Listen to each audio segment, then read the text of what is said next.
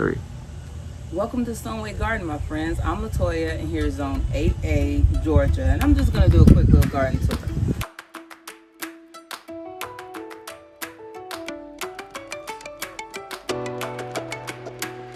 So we're going to start right here. I did complete the greenhouse, but I have a lot going on in there. We'll go over it later.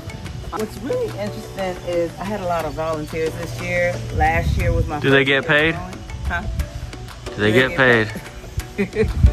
But no, I had a watermelon that decided to grow from underneath the greenhouse. So right here is the vine, and I have some stuff going on right there. There's a watermelon hidden right there that got covered.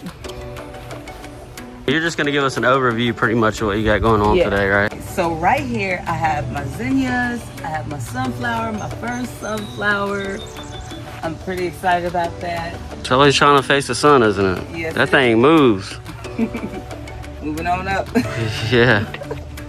I also have this trellis that I built to get my cantaloupe and my watermelon vines off the ground. So I'm pretty excited about that. I think I want to use this next year too, because it actually was a lot better. It stays off to the side and, you know, helps it grow.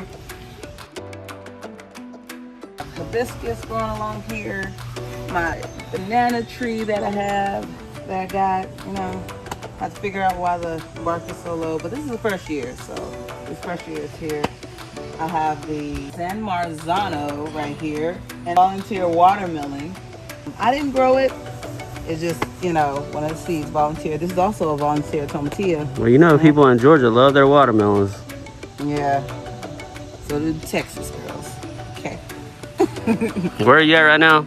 Did you tell us again, Georgia? Yeah, I'm in Georgia. Okay. I'm a Texas girl in Georgia. So I have a Sweet 100, Shito plant, jalapeno, or no, I don't know.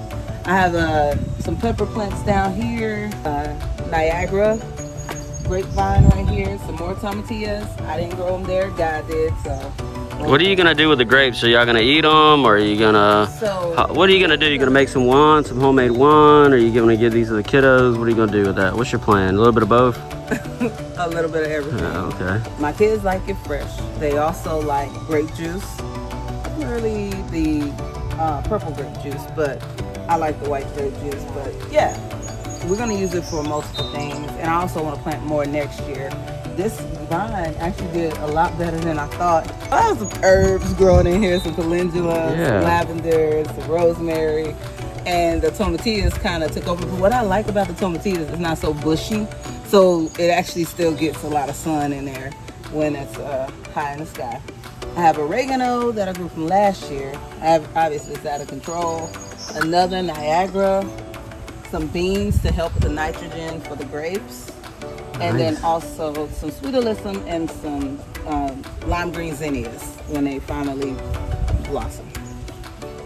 Fantastic. Thank you. What do we got over here? This seems like this is kind of where the magic happens. This is the full course meal here, huh? Yes, this is the main thing right here. This is where I started.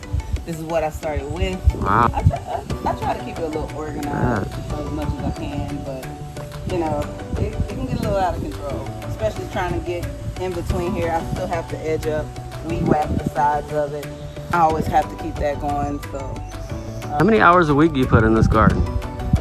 I put about roughly an hour or two a day. It's a commitment. Sometimes more, depending on when you say it's a commitment. Oh, it's definitely a commitment. I mean, absolutely. The larger the garden, any garden needs time and some attention, but the larger the garden, even more. But really, in the beginning of the garden season is really where all the blood, sweat, and tears, you know, you're out here hours of the day trying to put all the soil in and put all the plants in. But once after that, you're pretty much maintaining what you got, which is looking for pests, paying attention to plants when they need watering, stuff like that. And, you know, if you have to pull a plant.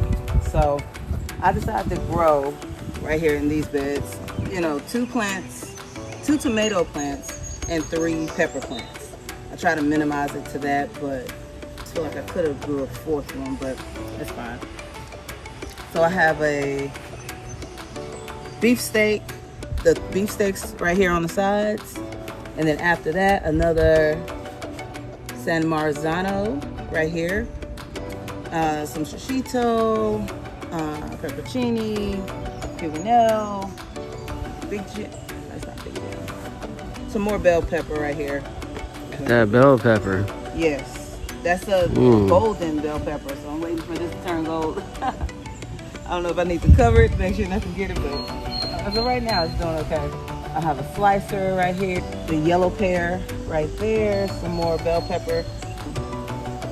Some more bell pepper right here. I really love bell pepper, the red, the green. I love it. Another sweet 100. Last year, my sweet 100s grew possibly 9 feet tall. That was one of my biggest success, was my tomato, specifically my sweet 100s. So I like growing it. It's sweet, especially if it can stay on the vine until it turns red. It keeps on growing through the season. I really love it. One of my favorite indeterminates. This is aroma. You're struggling. I don't know if you guys have this experience going on, but my marigolds have been growing out of control this season. Last year they stayed like about that size. This year, this is what I'm dealing with. It's a lot, but I didn't want to cut it back. I feel like I don't want to cut it back. It's better have more than less, right? Yes, exactly. Right here is another 2 plants. I have 2 tomato plants, and then this one I think, yeah, I put 4 pepper plants. So, and a lot of basil. I need to really trim this basil, but they're you know, I have the yellow pear tomato, and then right here, this one from Home Depot, another cherry plant. If I can't. Yeah, just another. What is this called? Sweet 150. This is a sweet 150. Sweet something, right? Yeah, it's sweet something. Sweet Tastes good. Yes, it does. And I gotta harvest some stuff. Look at that. See this? Already some red. Oh yeah, look at that. Yeah. And then this one I think is the husky something in there.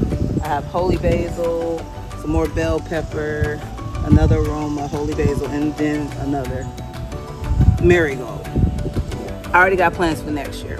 What I'm gonna do, I'm gonna add some more grapes, move these tomatoes.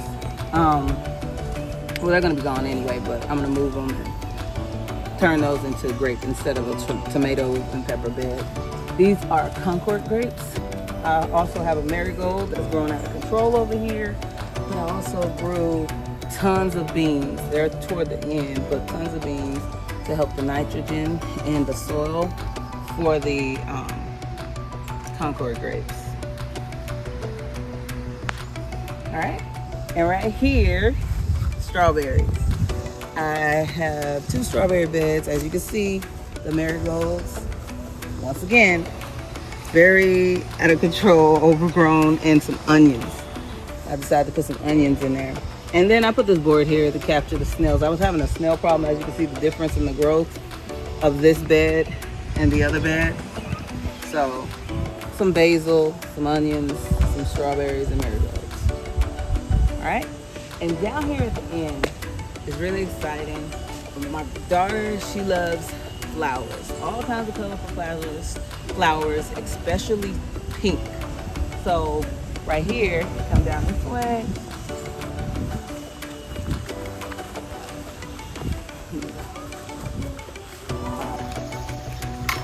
So this is one of her ideas.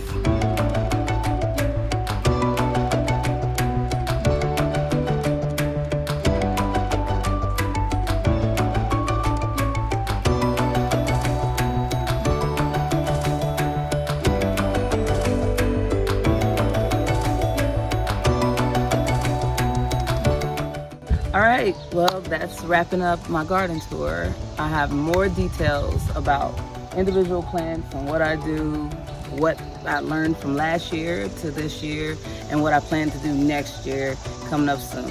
Thank you, and have a blessed day.